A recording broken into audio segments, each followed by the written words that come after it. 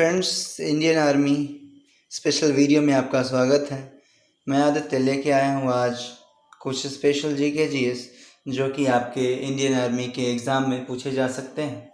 तो चलिए friends, start करते हैं अपने सेशन को बिना देर किए हुए। तो फ्रेंड्स, हमारा पहला सवाल है कि सबसे शुद्ध जल किसका होता है? नदी का, समुद्र का, वर्षा का या फिर नहर का? तो फ्रेंड्स, मैं आपको बतला दूं कि सबसे शुद्ध जल जब भी पूछे आपसे तो आप कहेंगे कि वर्षा का जल सबसे शुद्ध जल होता है। ऑप्शन नंबर डी इसका आंसर होगा। फ्रेंड्स, हमारा नेक्स्ट क्वेश्चन है, राज्यपाल की नियुक्ति कौन करता है? ऑप्शन नंबर ए राष्ट्रपति या फिर ऑप्शन नंबर बी प्रधानमंत्री या फिर ऑप्शन नंबर सी मुख्यमंत्री या फिर ऑप्शन नंबर डी उपराष्ट्रपति। तो फ्रेंड्स, मैं आपको बतला दूं कि राज्यपाल की नियुक्ति जो है राष्ट्रपति के द्वारा की जाती है और प्रत्येक राज्य का राज्यपाल देश के केंद्रीय मंत्रिमंडल की सिफारिश पर राष्ट्रपति द्वारा नियुक्त किया जाता है। यह राज्य के मुख्यमंत्री की सलाह से काम करता है और सामान्यतः राष्ट्रपति का कार्यकाल अगर पूछे तो आप कहेंगे 5 वर्ष का होता है। राज्यपाल का कार्यकाल 5 वर्ष का होता है, किंतु यह 5 वर्ष की अवधि से पूर्व ही राष्ट्रपति को अपना इस्तीफा पत्र दे सकता है। तो इस प्रकार से फ्रेंड्स, इस सवाल का जवाब होगा राष्ट्रपति। फ्रेंड्स, राष्ट्रपति के बारे में पूछा जाए कि राष्ट्रपति का चुनाव कौन से अनुच्छेद के तहत किया जाता है, तो आप कहेंगे अनुच्छेद 54 के तहत राष्ट्रपति का चुनाव किया जाता है और राष्ट्रपति निर्वाचक मंडल के सदस्यों द्वारा निर्वाचित होते हैं। और फ्रेंड्स, अगर ऐसा पूछा जाए कि राष्ट्रपति के निर्वाचन में कौन कौन भाग लेते हैं, तो आपका जवाब होगा संसद के दोनों सदस्य के निर्वाचित सदस्य और राज्य की विधानसभा के निर्वाचित सदस्य राष्ट्रपति के चुनाव में भाग लेते हैं।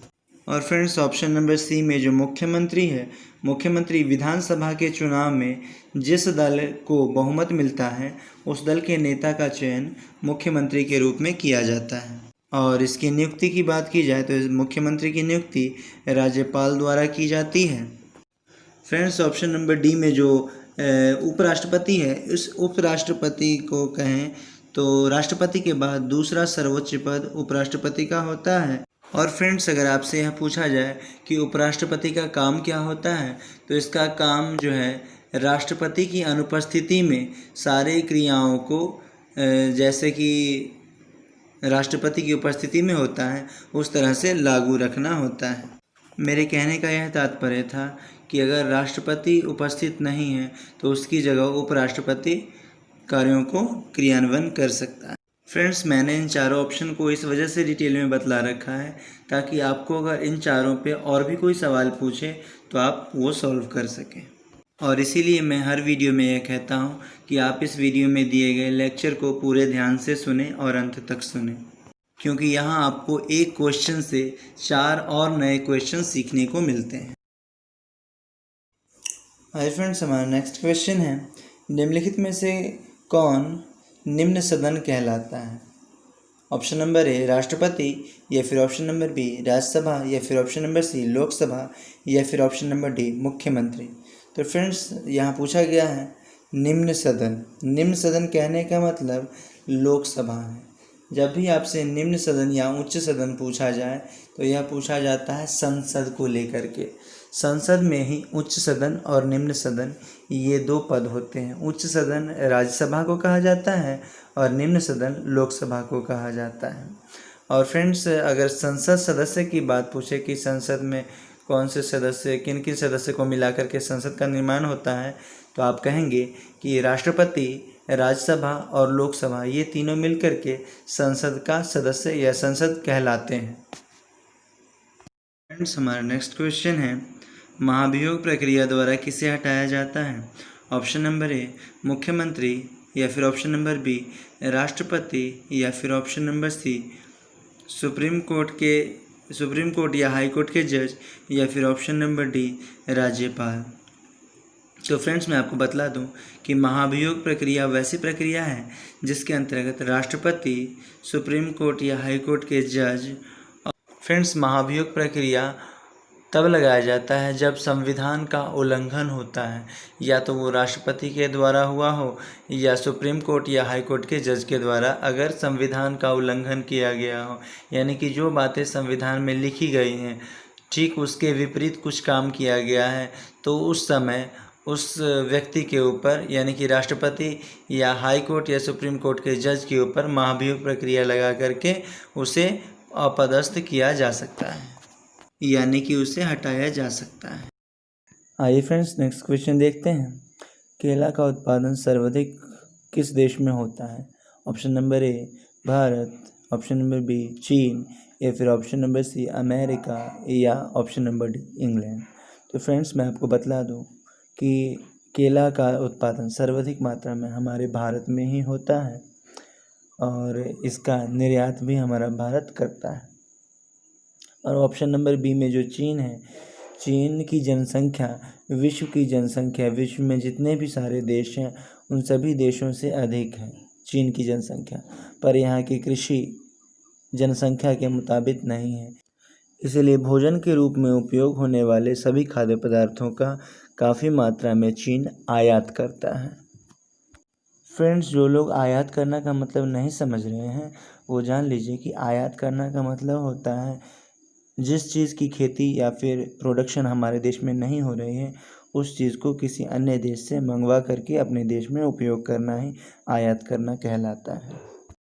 फ्रेंड्स, हमारा नेक्स्ट क्वेश्चन है, ऋतु परिवर्तन पृथ्वी की किस गति के कारण होता है? ऑप्शन नंबर ए दैनिक गति के कारण, या फिर ऑप्शन नंबर बी वार्षिक गति के कारण, या फिर ऑप्शन नंबर सी ये दोनों, या फिर ऑप्शन नंबर डी दोनों में से कोई नहीं। तो फ्रेंड्स, मैं आपको बतला दूं कि ऋतु परिवर्तन पृथ्वी की वार्षिक गति के कारण होता है। और वार्षिक गति क्या होता है इसको समझिए कि पृथ्वी अपने अक्ष पर घूमने के साथ साथ सूर्य के चारों ओर भी जो घूमती है उसे ही वार्षिक गति कहते हैं। घूमना मतलब किताबी भाषा में परिक्रमा कहना भी कह सकते हैं।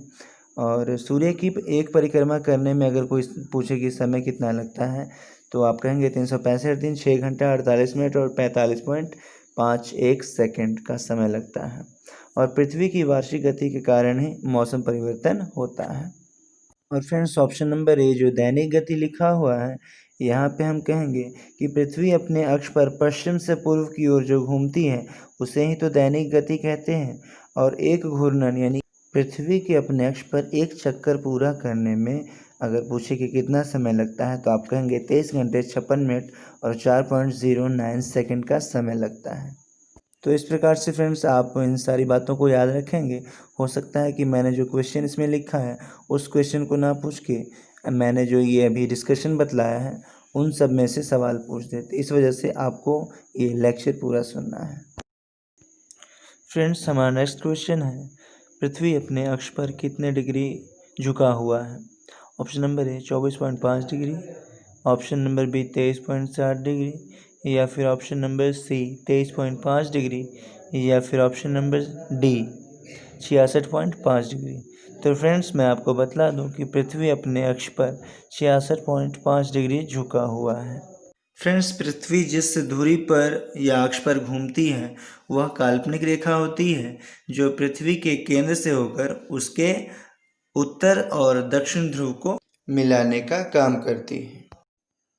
फ्रेंड्स, हमारा नेक्स्ट क्वेश्चन है, सौरमंडल में सबसे गर्म ग्रह कौन सा है? ऑप्शन नंबर ए मंगल, या फिर ऑप्शन नंबर बी पृथ्वी, या फिर ऑप्शन नंबर सी बुध, या फिर ऑप्शन नंबर डी शुक्र। तो फ्रेंड्स, मैं आपको बतला दूं कि सौरमंडल में सबसे गर्म ग्रह जब भी पूछे तो आपका आंसर होगा शुक्र ग्रह। शुक्र ग्रह सबसे गर्म ग्रह है और इसका परिक्रमण काल जो है पूर्व से पश्चिम दिशा में चलता है। और इसे पृथ्वी की बहन कहते हैं, यानी कि सिस्टर प्लैनेट कहते हैं। और इसे और भी एक नाम इसका उपनाम है, जैसे कि इसे मॉर्निंग स्टार या इवनिंग स्टार भी कहा जाता है। यह सबसे चमकीला ग्रह है, शुक्र सबसे चमकीला ग्रह है। फ्रेंड्स, ऑप्शन नंबर सी जो यहाँ पे बुध दे रखा है, बुध सौरमंडल में सूर्य के सबसे पास का ग्रह है और इसकी आकार की दृष्टि से यह सबसे छोटा ग्रह है अन्य ग्रहों की तुलना में, और इसका एक भी उपग्रह नहीं है। और फ्रेंड्स बात करें बृहस्पति की, तो यह आकार की दृष्टि से सौरमंडल का सबसे बड़ा ग्रह है बृहस्पति, और इसके वायुमंडल में मुख्य रूप से मीथेन की उपस्थिति है। पृथ्वी और ये बृहस्पति में जो है बृहस्पति के 63 उपग्रह हैं, जिसमें गैनीमेड सबसे बड़ा उपग्रह है। तो फ्रेंड्स हम बात करते हैं अब ऑप्शन नंबर ए मंगल ग्रह की। मंगल ग्रह को लाल ग्रह भी कहते हैं क्योंकि इसके सतह पर ऑक्साइड लौह ऑक्साइड की मात्रा उपस्थित है, और इसके 2 उपग्रह हैं जिनका नाम है फोबोस और डीमोस। तो फ्रेंड्स आपसे यह भी पूछा जा सकता है कि मंगल ग्रह के कितने उपग्रह हैं, तो आपका आंसर होगा 2, और वो कौन कौन से हैं, तो फोबोस और डीमोस। और फिर आपसे यह भी पूछा जा सकता है कि क्या इनके यानी कि मंगल ग्रह के कोई उपग्रह हैं, तो आप कहेंगे इसके 2 उपग्रह हैं, फोबोस और डीमोस। फ्रेंड्स हमारा नेक्स्ट क्वेश्चन है, सबसे ठंडा ग्रह निम्नलिखित में से किसे कहा जाता है? ऑप्शन नंबर ए अरुण को, या फिर ऑप्शन नंबर बी वरुण को, या फिर ऑप्शन नंबर सी शुक्र को, या फिर ऑप्शन नंबर डी। तो फ्रेंड्स मैं आपको बतला दूं कि वरुण को ठंडा ग्रह कहा जाता है क्योंकि यह सूर्य से अधिक दूरी पर स्थित ग्रह है, और इसके 14 उपग्रह हैं जिनमें से ट्रिटॉन चंद्रमा से बड़ा उपग्रह है। और फ्रेंड्स अगर आपसे इस ग्रह का यानी कि वरुण ग्रह का रंग पूछे तो आप कहेंगे कि इसका रंग जो है हरा है।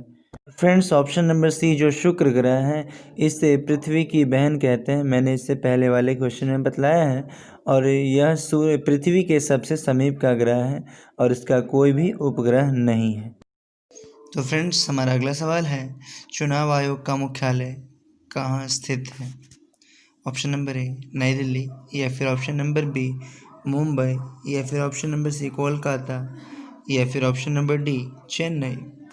तो फ्रेंड्स मैं आपको बतला दूं कि चुनाव आयोग का मुख्यालय जो है ये नई दिल्ली में है।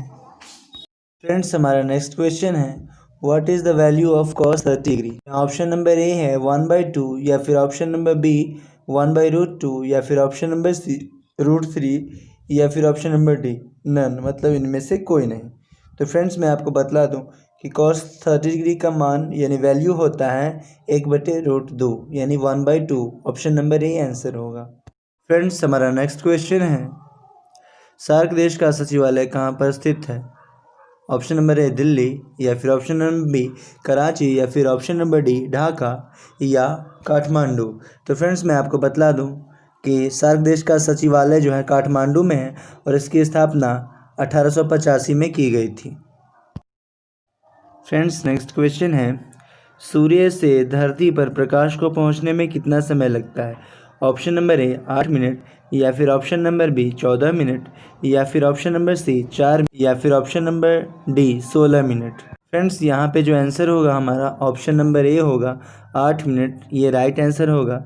लेकिन एग्जैक्ट अगर समय पूछे तो आप कहेंगे 8 मिनट 3 सेकंड का टाइम लगता है सूर्य से प्रकाश को पृथ्वी तक पहुँचने में। फ्रेंड्स हमारा नेक्स्ट क्वेश्चन है, साउथ अफ्रीका की मुद्रा क्या है? ऑप्शन नंबर ए रैंड, या फिर ऑप्शन नंबर बी डॉलर, या फिर ऑप्शन नंबर सी क्यात, या फिर ऑप्शन नंबर डी नन। तो फ्रेंड्स मैं आपको बतला दूं कि साउथ अफ्रीका की मुद्रा का नाम रैंड है, जबकि डॉलर अमेरिका की मुद्रा का नाम डॉलर है। तो फ्रेंड्स मिलते हैं इसी तरह के मज़ेदार क्वेश्चन के साथ नेक्स्ट वीडियो में। तब तक के लिए मैं आपसे यही रिक्वेस्ट करूंगा कि अभी तक में जो भी वीडियो दिया गया है आप उन सारे वीडियो को रिवाइज करते रहें, because practice makes a man perfect. And thanks for watching this session. Best of luck. Now we will meet again next video.